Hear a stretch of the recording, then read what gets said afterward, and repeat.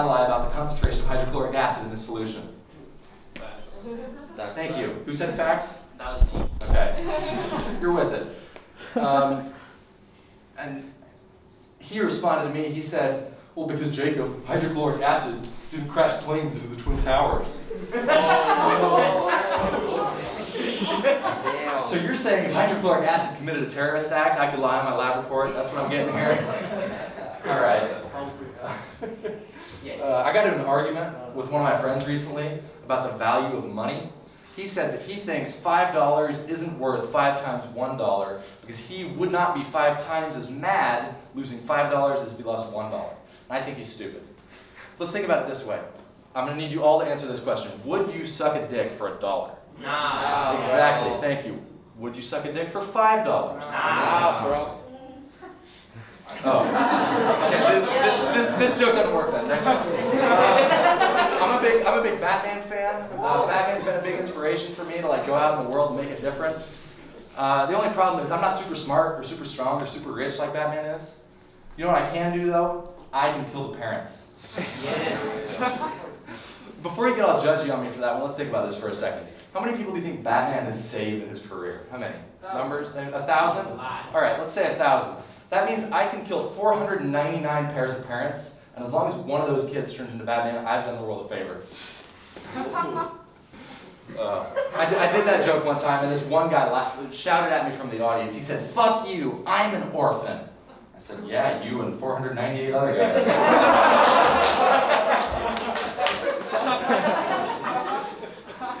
Oh, man. I've got this one friend that's really into spicy food. So for his birthday, I bought him this hot sauce, this Mexican hot sauce called Fuego del Año. Anybody take Spanish? Anybody know what that means? Yeah? What is it? Fire the ass. No, Año, fire of the year. Yeah. Fuego del Año. Okay, good try though. And so we were at his birthday dinner, and he put some of it on his food. He was complaining about how it really wasn't all that spicy. But then he got up to go to the bathroom, and I noticed something running down his leg. And there was a little puddle in his seat. It's a little brown puddle. Not good. And then I heard it from the bathroom. His ass exploded. Like one of those nukes that the Middle East didn't have. I looked at the bottle of hot sauce. Turns out it wasn't hot sauce. The label read Fuego de Ano. Anybody know what that means? No. It means anus leak. Oh. Yeah. I gave him laxatives. He was pretty mad at me for a while after that, and I understood. It was kind of a shitty present. Thank you guys. Next up. So right before all the comedians came out here, we were all told not to use any hate speech. And now I don't have any material prepared. What a coincidence, right?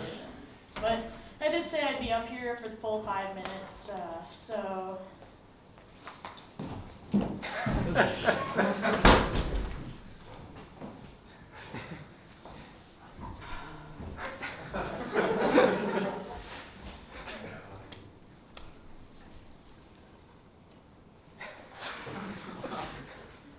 Man, this one's good. You guys got to see it. It's so fun. So fun. But whoa, Jacob, you gotta. Where are you? What? Jacob, you really gotta stop sending me pictures of that. Like, I do not know how to diagnose that kind of stuff. Okay. Yeah. So You told me you were pre-med. No, I'm an engineering major. I think you just misheard me, okay? Yeah, so one of my engineering professors, he started assigning a lot more readings, and they're all so technical and dense. His excuse was that it would only take us an extra 30 minutes each day, which is just such an annoying excuse. Whenever someone says that, it's like, the time adds up. But I think the group of people who hears that excuse the most is actually kids. Like when I was growing up, I always heard you gotta read 30 minutes a day, you gotta exercise for 30 minutes a day, you gotta sleep for 30 minutes a day. Yeah, you gotta sit down and eat dinner with your family, Sarah, for 30 minutes a day. Yeah, so rude. gotta brush your teeth for 30 minutes a day, twice a day. Just ever, Sarah, come on, that's getting gross, okay? And yes, I will be making a few dentistry jokes tonight, despite the fact that, as you can see, I do not have teeth. Or a chin. But yeah, I think the worst part about dentistry that it's so hard to steal. Like, sure, you could steal like dentistry equipment, but you know, it's so hard to like break in the middle of the night and steal a dental examination, you know? Like, I definitely know it's possible from my own experience, but you know, it's so much more complicated. Like, there's so many steps involved. Like, first, you of course, you know, you gotta break in, and then you gotta kidnap the dentist, then you gotta reenact that one scene from Finding Nemo. You gotta cover up your kidnapping, you gotta kill the dentist, because you forgot to cover up your murder, then you gotta go to prison, and finally you can get a free dental examination. But I guess what I'm trying to say is that white women just have it so hard in this country. I recently watched all of Orange is the New Black, and like almost all the prisoners on that show were women. Like, I don't know what these black men are talking about. As a college student, I actually find that show like a little too relatable sometimes. Like one time there was this scene in one of the cells, and for a second there I got really confused because I thought they had filmed it in my dorm. Yeah, and there's also a few other similarities with college. Like for instance, everyone's fighting over ramen packets, everyone's doing drugs, everyone's burying bodies under the garden, aka ag building. Another thing, basically everyone, you know, is in a lesbian relationship, especially the guys. But sometimes I actually even get jealous of the prisoners. Like, they have all this time to just like hang out with their friends over recess, you know, they get to make shivs and start gangs, you know, but as an engineering major, I hardly ever get to make my own shivs. Like, I only ever get to design them. Simulated shivs just aren't the same. Like, I can never get the blood to flow quite right. Screaming always sounds so robotic, you know? Yeah, but, like, have you tried any creams or anything? Just an engineer's perspective. Yeah, another show I watched was Squid Games. And yeah. One person might get one of these jokes. Yeah, and I just found that show like a little too relatable as well. Yeah. I too like playing children's games and designing killer robots to shoot my prisoners. Yeah, sometimes though I got jealous of the prisoners, and you know, they're like playing games with all their friends, they're making shivs, and sometimes I just wanted to join them, you know? That's a joke exclusively for people who have seen the entire thing. If you watch it, you will think about this comment and question, was that even a joke? Yeah, I think the most upsetting thing about the show is that, you know, they made people like us like seem like bad guys, right, Jacob? Yeah, as I said at the beginning, I didn't really have anything planned, so I didn't really come up with an ending, so yeah. Alright! My name is Josh Balan, and seeing as I'm enough of a narcissist to do stand-up, I figured that I'd talk about myself a little bit tonight. So, you guys ready for the performance? You guys popcorn and everything? Thank you.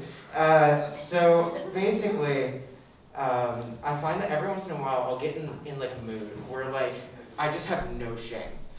Like for example, I was on the phone with my sister today, and like I've had this thing where like, and this has been going on for like a couple months at least, where like anytime I notice that her boyfriend's in the background, like I'll just kind of lose my shit. So like I'm walking through campus, I'm on the phone with her, and so I hear him in the background, and so I just go, needless to say, there were other people on the sidewalk. And like I didn't care. Did they call the CAPS mobile unit to put me in an asylum? Yes.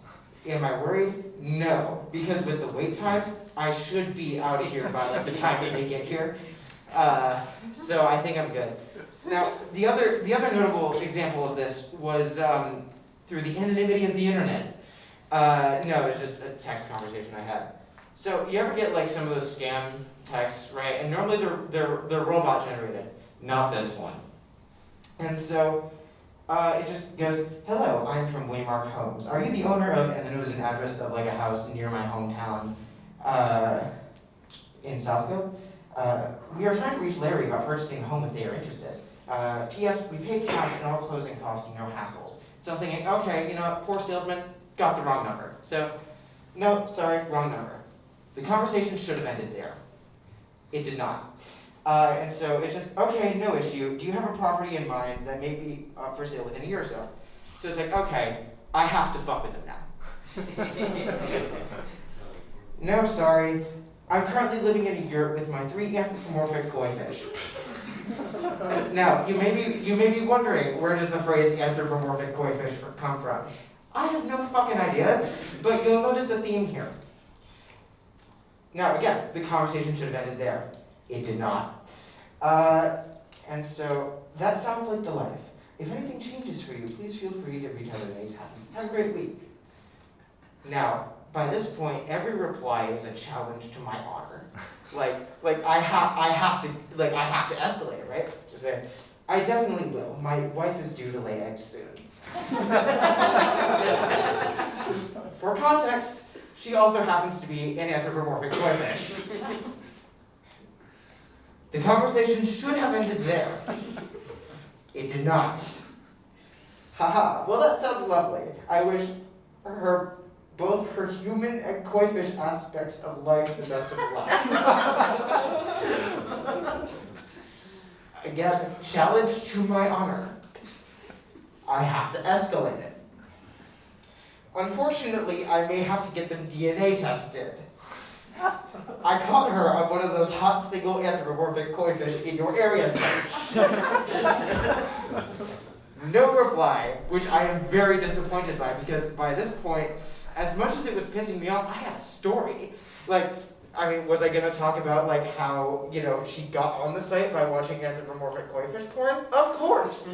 Was I gonna talk about that she was on the site to escape our anthropomorphic koi fish marriage? Of course. Like, by this point, like, I want this guy to be my anthropomorphic koi fish therapist. We all need that. I mean, CAPS isn't gonna give me that. Like, I need something there. And so, the conversation just ended. And so as I'm thinking about the fact that I wrote this set 10 minutes ago, and that there wasn't a good way to end this, I'm like, man, you guys are now all feeling the same, like, you know, sadness that I felt, that like, there's no more challenges to my honor. Except, those of you that have seen me perform before normally notice that I have curly hair. And so, you may be wondering the change. A friend of mine straightened it. And so, basically now I look like a combination of a shitty Zac Efron combined with an even shittier Billie Eilish. Now, the person who did this is in the second row right there, Adeline. If you have any better ideas for what this should be called, please, she is open to suggestions. And so with that, I am out of stuff, so if you don't hear from me again, it's because I'm dead. Thank you. Shout out to Purdue football for beating Michigan State. I would also like to give them a shout out for taking away my time that I was gonna practice this. So, so here we fucking go, I guess. So I've been doing a lot of thinking recently. A lot of thinking about really deep issues in our society. Things that have really been bothering me. So tonight I wanted to take the opportunity to really get down to the nitty-gritty and figure out why the fuck do our acrylic names so fucking weird? Why are they so fucking weird? Like I was looking at some of them and they make no sense whatsoever. The first one I'd like to give out as context is macaroni and cheese. It doesn't look like macaroni and cheese, contrary to common sense and logic. It's more of like a pale tan kind of thing. It looks like the mac and cheese that I would make as a kid when I was forced to help out with my mom making dinner, and my job was to pour in the milk, and then, of course, I'm not good at that, so I would pour in like the entire fucking thing, and it wouldn't end up looking like mac and cheese, and it would just be like a pile of milk, and my mom would be like, Avery, what the hell did you do? And I'm like, I'm sorry, I'm not good at this. I don't really have a segue to this next one, but I also thought that it looked like Donald Trump's hair. Just for reference, I guess. The second one that I would like to tell you guys is Fuzzy Wuzzy Brown. That just sounds like a CEO lost a bet and was forced to let his kid name a crayon. Like he walks home and is like, hey buddy, you get to name our crayon now. It's brown. What do you want to call it? And the kid's just like, Fuzzy Wuzzy Brown. Are you sure? Do you want to name it literally anything else? No. Shit. All right. And then the last one, Neon Carrot. It's just orange. It's just orange. So this is how I would like to imagine that they come up with these crayon names. It's just 12 Wolf of Wall Street looking motherfuckers sitting in a boardroom in some high rise and God knows where. They're all sitting there. They're doing like lines of coke with a crayon wrapper, just sitting there, just. Woo! All right, let's name some fucking crayons. One guy in the corner holds up one of them. It's just, all right, what should we name this? And then another dude just screams out, Ocean Brown. It's not even a brown crayon. It's like a pale green. and then like a few months later, some poor kid opens up his pack of crayons ready to like doodle or something in art class. He pulls out one and is just, why is this one named More Coke Yellow? Why is this white one just named Cuban Snow? What? They're getting even lazier now too, which really pisses me off. So in 2017, Crayola decided to rename one of their crayons, and it was like a normal looking blue color, just for context. And after 90,000 submissions were sorted through, they ended up deciding on Blutiful, which isn't even a fucking word. It's not even a word. Like, you had literally the entire English dictionary and none of that was good enough.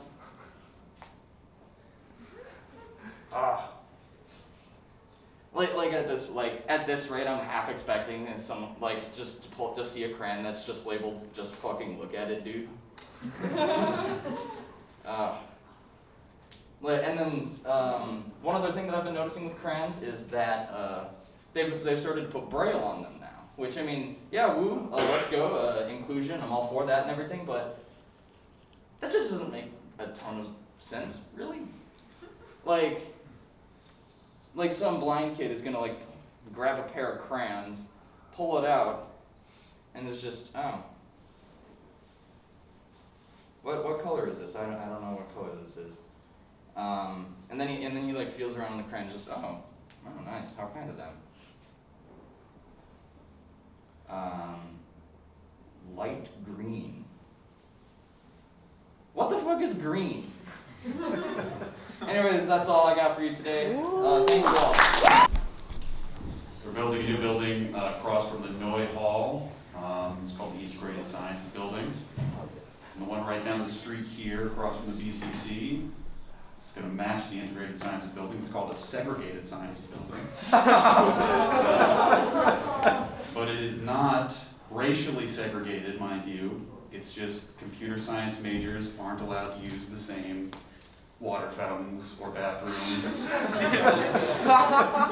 They can't use the printer either. But I actually had a friend in middle school who got banned from using the printer. He found my dad's obituary online. And he wanted to print 7 copies of it originally. He ended up fat fingering it and pressing a 3 before he hit enter.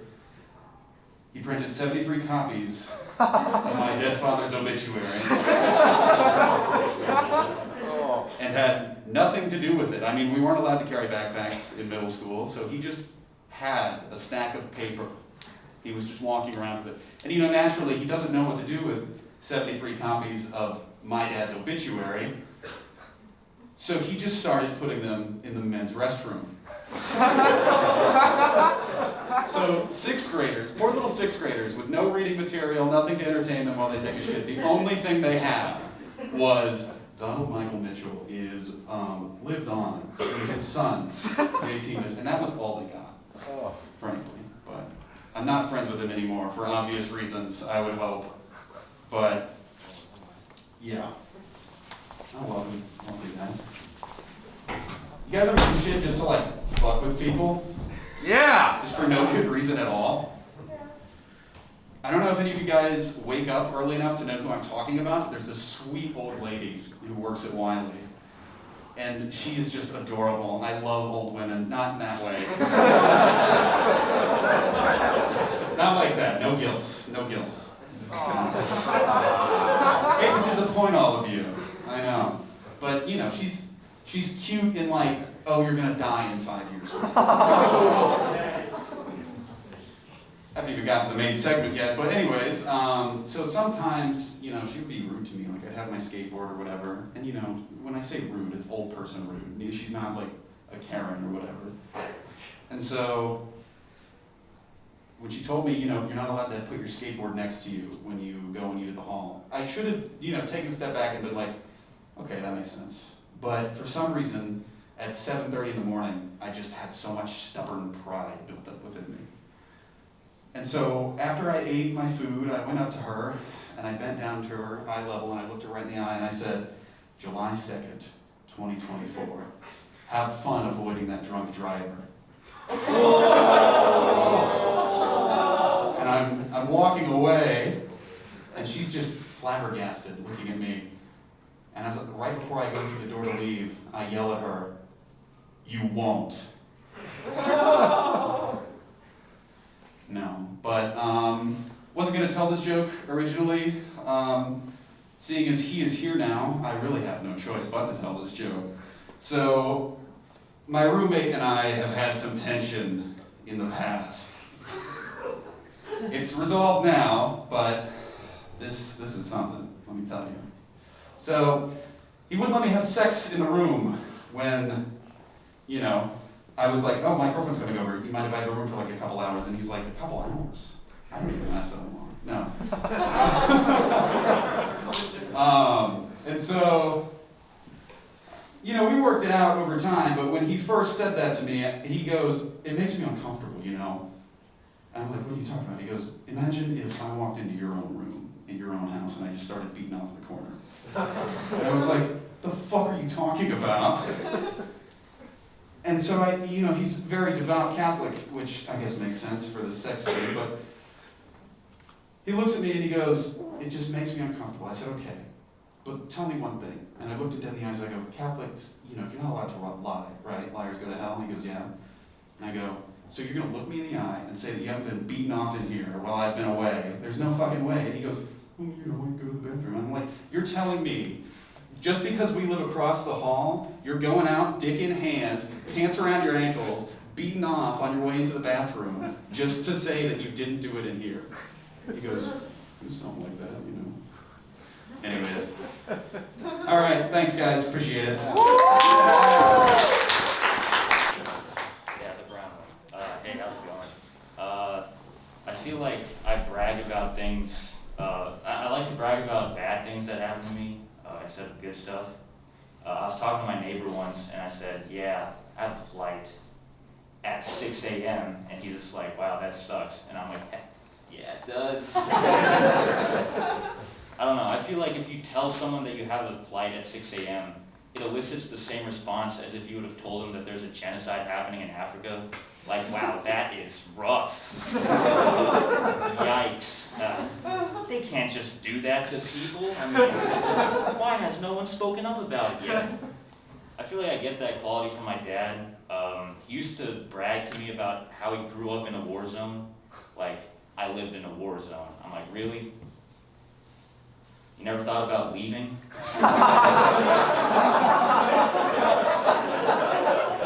Like, Call of Duty is happening around you, and like you're proud to have an empty loadout.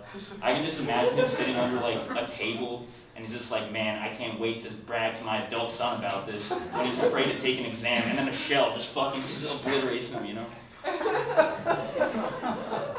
Sometimes when I'm in lecture, I see a bunch of people like nodding along to what the professor is saying. You ever see that? Yeah, like you guys did right. It's kind of like white church, where it's like, yes. I kind of want to be the guy who just shakes his head like, nah, I disagree. I don't like this at all. And it's like a professor's like, this is calculus. You don't get to have an opinion. I have a few friends that follow porn stars on Instagram. Yeah, you know about this, man? I don't understand that thought process. Like, you're watching porn like, man, this whore can really take a hot load to the face. I wonder what her personal life is like. Ooh, a picture of Eggs Benedict? Amazing. No, I can't key into it, because like I treat porn and porn stars kind of like how I would treat killing a person, right? Like, do it quickly, pretend they don't have parents, you know, just...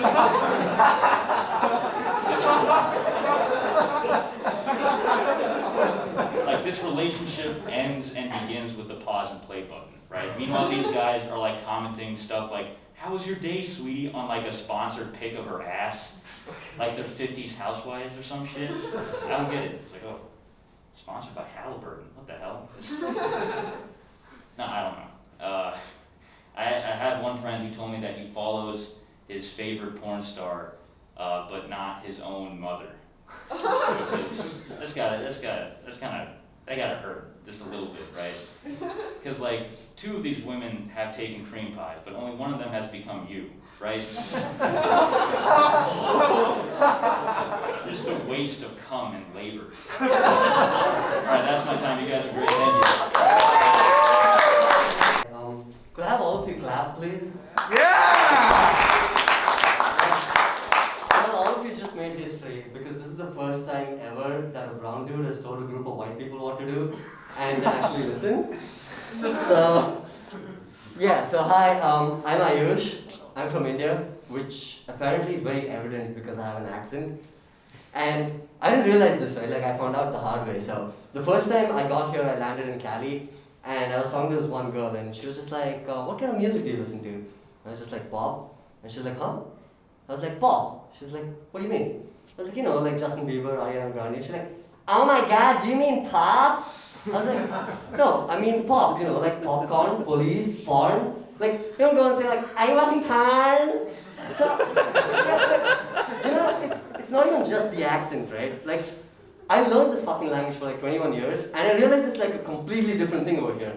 So a few years down the line, I learned there's like 2 different Englishes. There's like the English, and then there's the American English. And like, you know, I knew the British English because that's the one they teach in school back in India. And I knew words from the American English because I watched Paw Patrol, right? Yeah. So it wasn't the words, and it wasn't the accent, it wasn't the words. It was just that at times I wouldn't know which word belonged to which English. So this one time me and my roommate decided to go to the bar. And this was the first time I was going to the bar in the States. And I was super excited. Like, I'm just going to take a second here to actually thank God for Purdue women. Like, thank you. Like, you guys make like even the 8 a.m.s amazing. Like, you know, so I was super excited to actually meet Purdue women. And I was just like, okay, we're going to the bar, and like, you know, like, so me and my roommate get to the bar, and you know, like, so I was pre-gaming because I never expected to get inside Harry's. I was just like, everything happens in the line anyways. So we get there, and I got out of the car with my bottle, and I was like, okay, I don't know what to do with this. So I was like, okay, dude, open the boot and let me put the bottle in. And this guy has never heard of the word boot. And for all of you who don't know what it basically means the trunk of your car.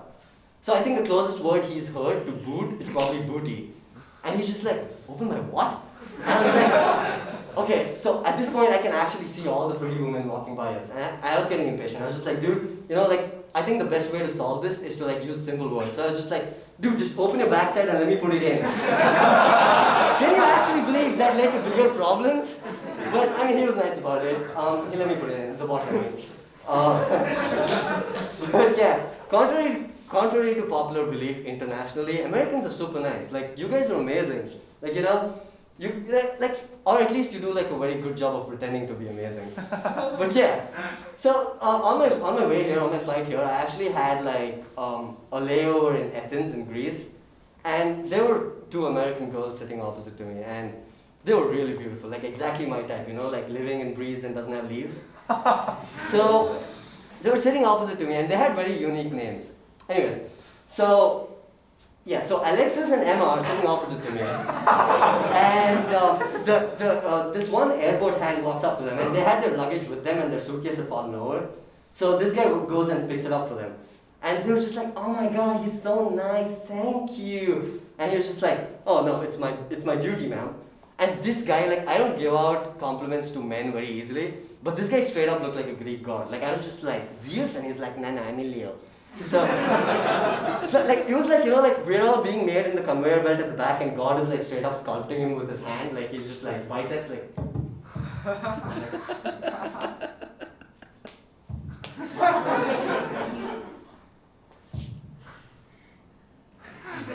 I was sculpting his abs. I don't know why you guys are laughing, but yeah. So this guy goes up and he helps him with the luggage, and he's just like, "No, it's just my duty." And they're like, "Oh my God, such a gentleman." His tag read baggage assistant. It was literally his duty. So I was just like, okay, fair. You know, like, okay, Americans are super nice. And I'm like, I want my compliments now. So I get off at San Francisco airport, and I go to the luggage carousel, and I actually see this pretty white woman there, and her luggage had fallen off. So I went to help her out with it, and she just went, "Oh my God, creep, what are you doing?" So it took me some time, but I did realize that brown people are not known for picking stuff up as they are for making it fall, especially around airplanes. And yeah. Well, anyways, speaking about brown, so this one, so I actually transferred in from Penn State. I did my freshman year there. And this one time I actually took the public transport to go to the Social Security office. On my way back, I was waiting at the bus stop, and this one man just walked up to me, and he was just staring me down, and I was like, okay, pretend like you don't have guns. I didn't have guns, but you know. So he just came up to me and he was like, "You, sir!" I was like, "Me? Yeah." He was just like, "You're from India?" I was like, "Yes." And he's like, "You're from the north?" I was like, "No, I'm from the south." And he just goes, he straight up looks in my eye and goes, "You're not dark enough to be from the south."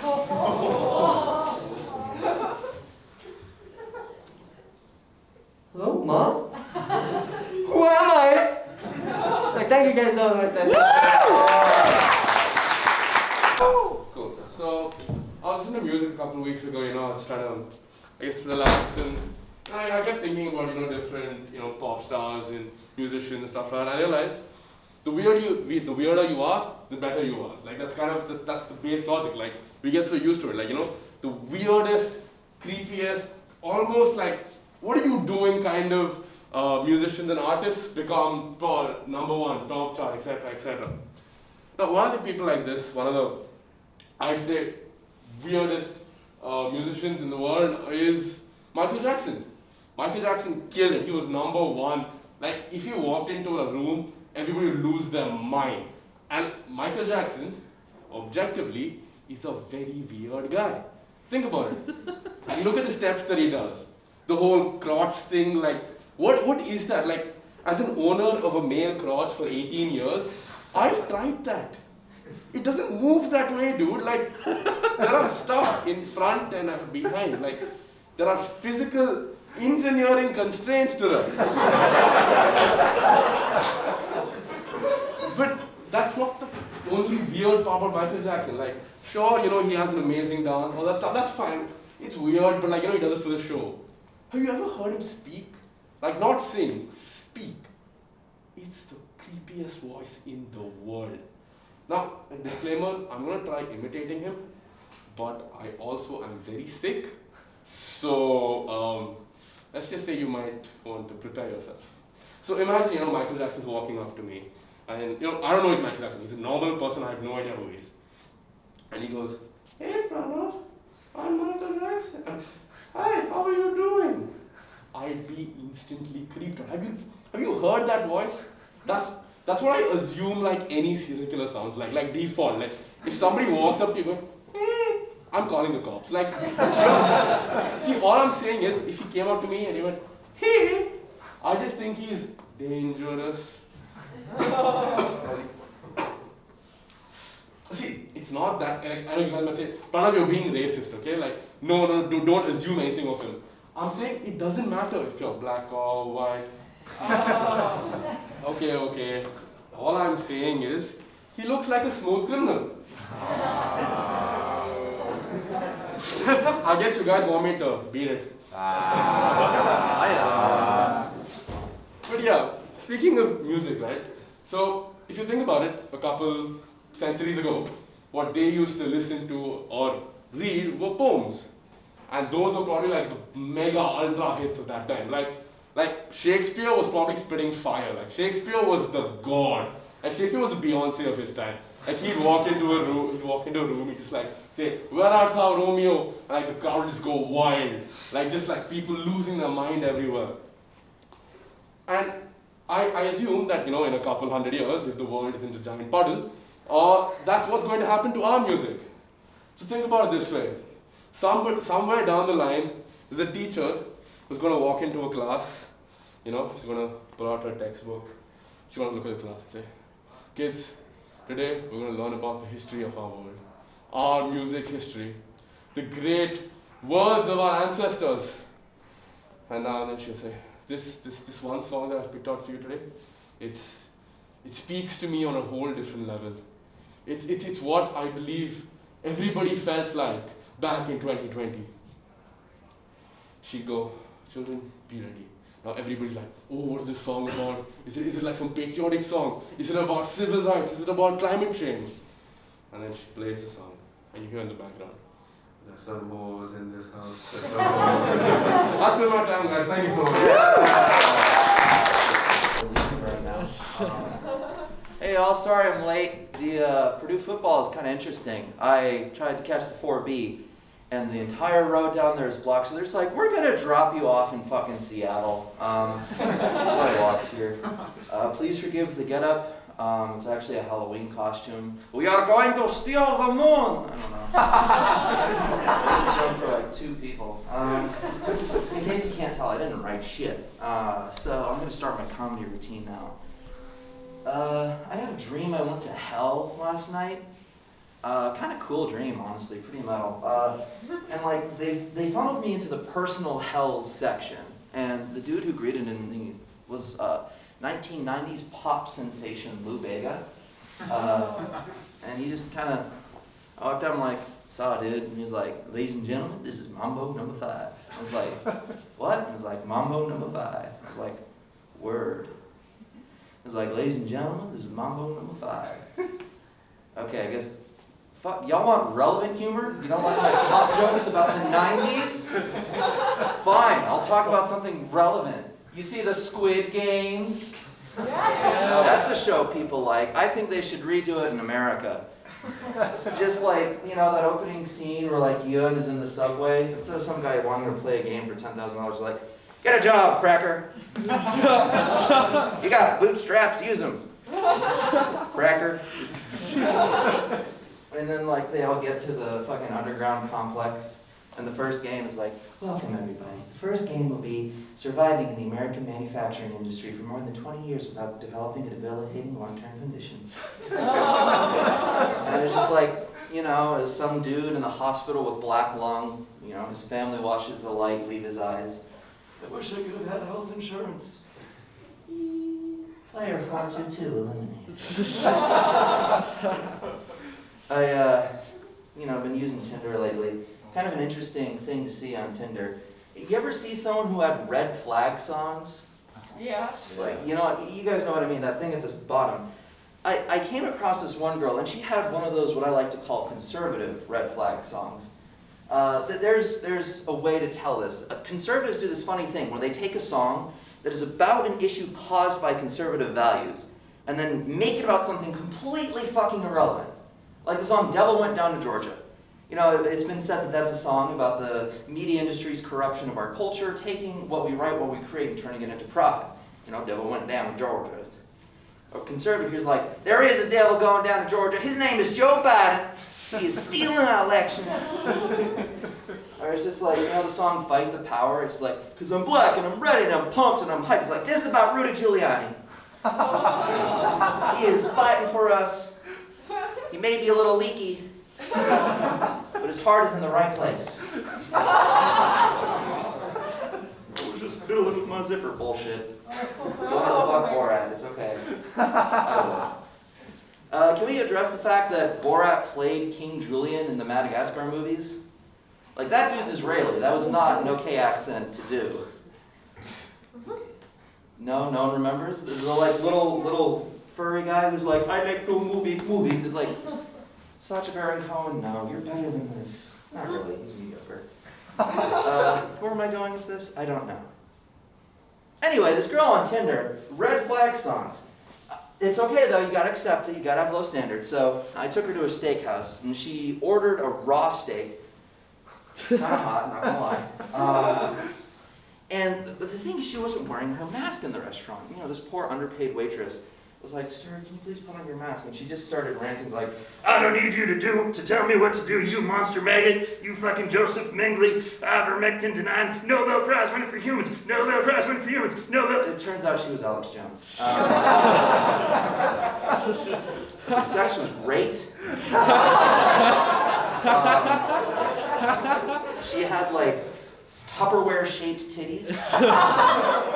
She was built like a marshmallow. It's kind of amazing. Like, don't you just want to touch Alex Jones and see what is he soft? Is he rock solid? If you push him over, does he shatter like ice? These are the questions. Man, the other thing about Alex Jones is, has anyone ever seen Alex Jones and Joe Rogan in the same room? Wait, they have? Have they been in the same room? Oh, shit. Okay. Point being, I have a theory. Alex Jones goes to Austin, Texas every week, and he's like, sits down and he's ranting about, ivermectin. And then it's just like, wait, Alex, you gotta, oh, excuse me.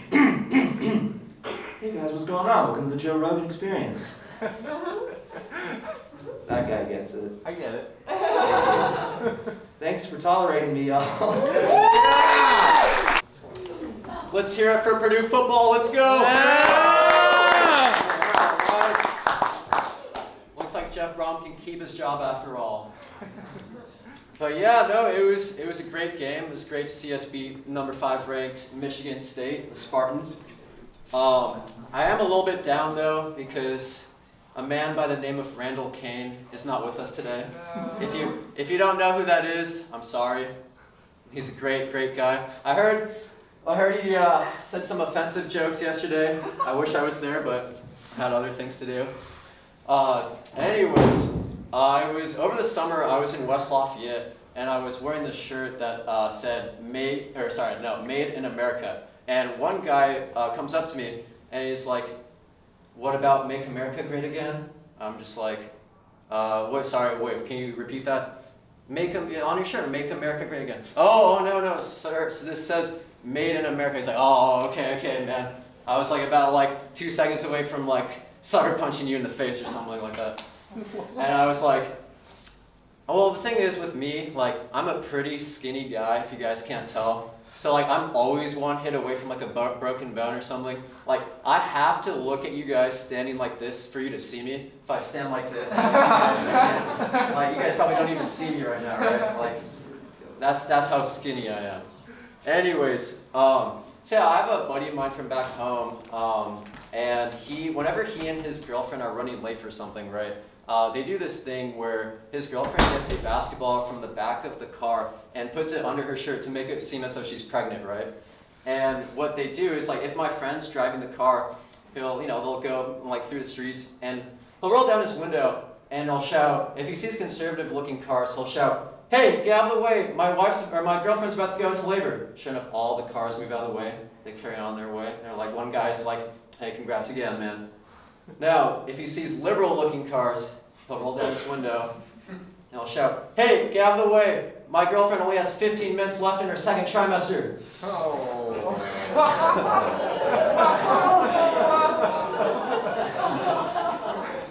And sure enough, those cars move out of the way and they carry on their merry way.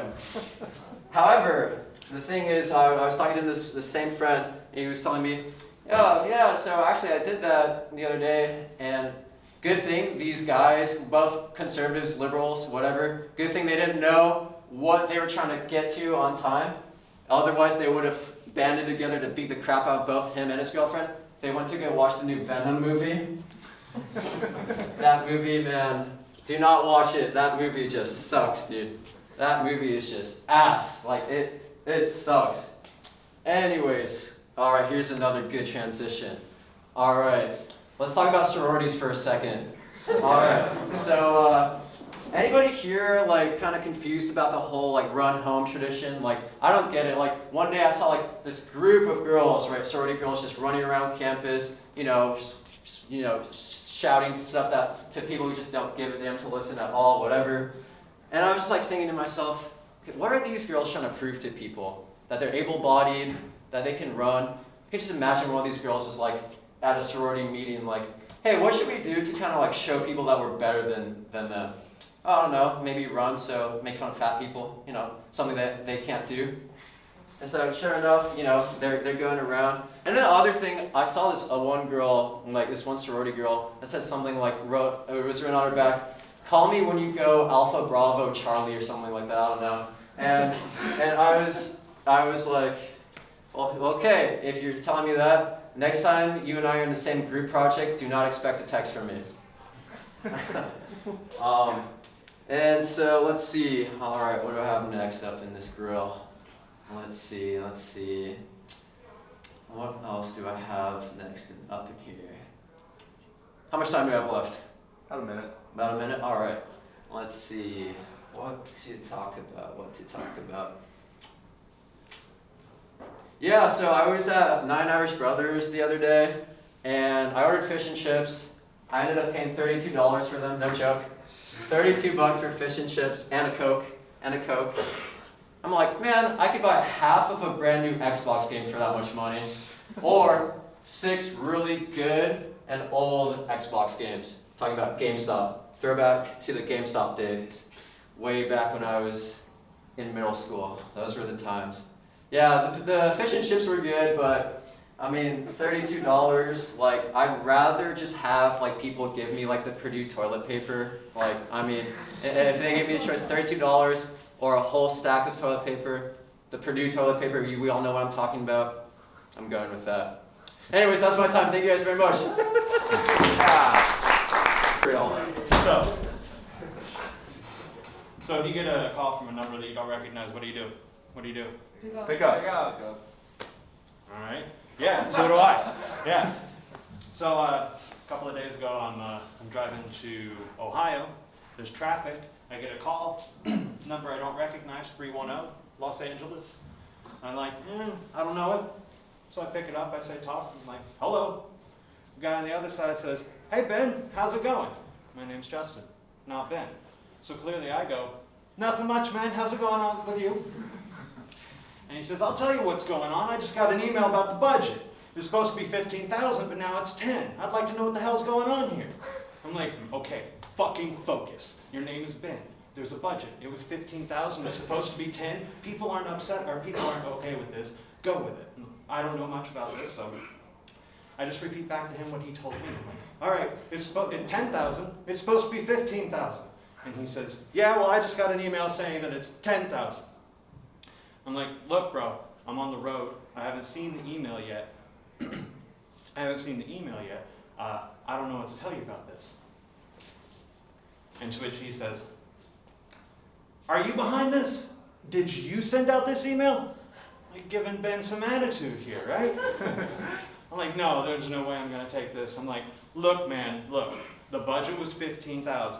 We had some extra expenditures and worked it up to $16,200. I reworked it, got it down to $14,700. We had $300 to play with, and so I sent it out. And he says, yeah, well, now it's 10. I'm like, oh my God, that worked. Focus. I'm like, look, he says, look, what are we gonna do about this? And I said, I'm sorry. He's like, has Larry seen this? I'm like, oh, so now he's throwing Larry at me. I'm like, yeah, I sent it out to Larry and it looked okay. But I knew it was my ass on the line, so just in case, I ran it by Jennifer and then I sent it out. And he's like, yeah, well, now it's 10. I'm like, oh my God, this guy has no idea what's going on. He hasn't talked to Larry. He hasn't talked to Jennifer. I just made her up. Clearly, he has not talked to Ben. So I say, look, man, how about you call Larry, figure out what's going on, call me back, let me know what's going on. Just throwing the fishing line out there, hoping that he's going to call me back because that return call would be epic. He says, nah, man, how about we wait until you get home, you check the email, you call Larry, see what's going on, call me back. I'm like, nah, bro, Larry knows way more about this than I do. You call him, call me back. And he says, okay, and hangs up, to which I explode with euphoria. Because there's a small company somewhere in Los Angeles that's crumbling to the ground for $5,000. They haven't talked to Larry, they haven't talked to Ben, and they don't know who the hell Jennifer is. So I get home, I'm excited, I call some friends and I tell them what's going on. And I think to myself, you know what, I'm gonna save this guy's number. I'm gonna save it on my phone as a random guy, because he's a random guy. A few days go by, I forget about it, nothing happens. I'm laying on the couch watching TV, and then out of the dining room, my phone rings, and I go pick up my phone, and I look at it, I'm like, random guy? The hell is random guy? Random guy! So, now I'm freaking out. People's lives have been affected. I'm in my home, they know where I'm at. So I put in my earbuds to get some distance. I click talk. Same guy. He's like, hey Larry, how's it going? He's calling me Larry now. He knows what's up, but I'm not gonna cave. I'm gonna see this through. I'm like, hey, it's going all right, how are you? He's like, listen, I got you on conference call with Janelle and Marie. Like I'm gonna back down from Janelle and Marie. So I say, welcome ladies, like welcome to the show. How far are we gonna take this? Because I'll take this all the way. Marie, she starts, she says, hey Larry, what time is it where you are? I look at the clock, it's 5:30, they're an LA company, I'm like, it's 2:30? She's like, really? How's the weather where you are, Larry? I'm like, the weather's good. Weather's good. Marie says, this doesn't sound like Larry. And then the same guy who had called the previous 2 times chirps up from the background. He's like, sounds like Ben. Sounds like Ben. Like he's going to blow this case wide open. So finally I have to cave in. I'm like, hey guys, look, I'm not Larry. And I'm not Ben, I'm just some guy who has nothing better to do than to fuck with you. Mary didn't like that. Mary got pissed. She starts yelling at me. She's like, we're a struggling company trying. I know. She's like, do you think this is a joke? A little bit. Mary's like, let me ask you something. I'm like, no, let me ask you something. She's like, what? I'm like, where we at with the budget?